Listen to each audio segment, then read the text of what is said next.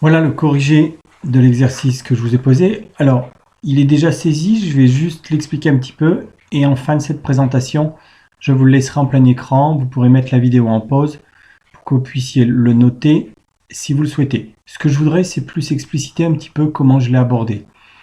Donc, cette fonction, je l'ai appelée vente. La valeur initiale de U, 10 500. L'année de départ, 2011. Le compteur petit n que je mets à 0. Et puis la valeur de Q qui est 0,86 dans le contexte de cet exercice. Après ma boucle avec while, donc le dixième de 10 500 c'est 1050, donc while U supérieur à 1050, avec le 2 points, à ne pas oublier, hein, tant que U est supérieur à 1050. Alors qu'est-ce que je fais? Je calcule la nouvelle valeur de U, donc je prends la valeur 10 500 pour la première boucle multiplié par 0,86. Donc la nouvelle valeur dépend de l'ancienne valeur fois la valeur petit q. J'incrémente mon compteur. Alors ce que j'ai voulu, c'est que vous puissiez suivre ici en bas la totalité des étapes. Donc j'ai ajouté une ligne print, hein, comme il en parle dans la vidéo. J'ai ajouté une ligne print dans la boucle.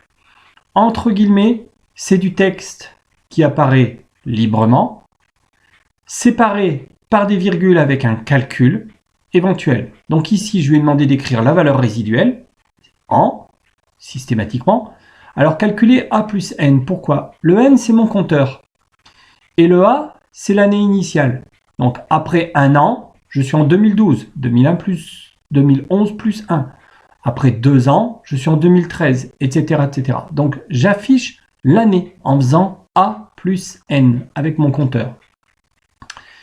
Et puis, round, on l'a vu dans une des étapes précédentes, j'arrondis la valeur U à 2 décimales et je mets le symbole euro. Voilà. Ça, c'est ma boucle while. Mais dès que j'ai enlevé l'indentation et dès que j'ai terminé la boucle, ça veut dire que ça y est, je suis inférieur à 1050. Eh bien, plutôt qu'utiliser la fonction return qui ne peut renvoyer qu'une information, j'ai encore utilisé un print, mais vous voyez la différence, c'est qu'il n'est pas à la même position.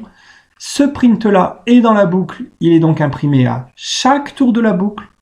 Ce print-là revient au même niveau que la fonction vente, et de ce fait, il n'est imprimé qu'une seule fois après la boucle. Les pointillés ici montrent bien ce qui est dans la boucle et ce qui n'est pas dans la boucle.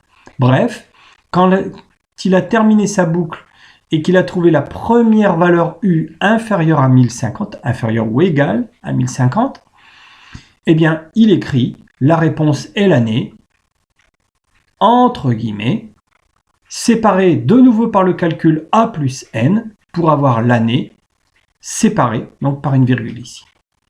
Voilà ce que ça donne, hein. En 2012, 9030, en 2013, on retrouve le calcul de l'exercice précédent en 2018, 3653,24 euros. Et on est inférieur au dixième en l'année 2027, puisqu'on est à 940,08.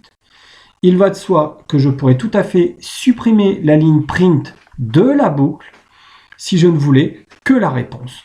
Et dans ce cas-là, il n'écrirait que celle-ci, la réponse est l'année. Voilà, je vais vous proposer l'affichage en grand écran du script, pardon.